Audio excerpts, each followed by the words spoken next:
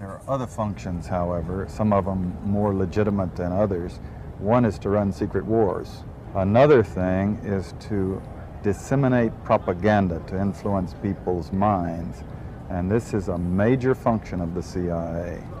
And unfortunately, of course, it overlaps into the gathering of information. You have contact with a journalist, you will give him true stories, you'll get information from him, you'll also give him false stories. You also work on their human vulnerabilities to recruit them in a classic sense, to make them your agent so that you can control what they do, so you don't have to set them up sort of, you know, by putting one over on them. So you can say, here, plant this one next Tuesday.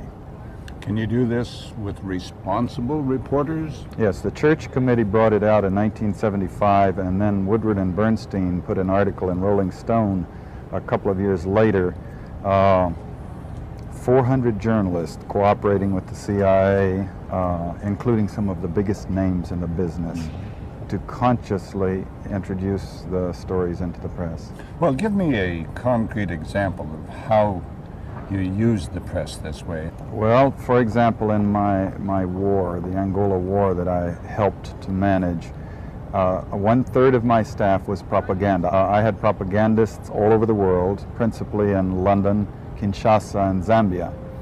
We would take stories which we would write and put them in the Zambia Times, and then pull them out and send them to a journalist on our payroll in Europe.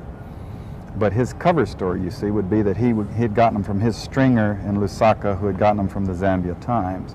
But after that point, the journalists, Reuters and AFP, the management was not witting of it. Now, our contact man in Europe was, and we pumped just dozens of stories about Cuban atrocities, Cuban rapists. But we didn't know of one single atrocity committed by the Cubans. It was pure, raw, false propaganda to create an illusion of communists, you know, eating babies for breakfast.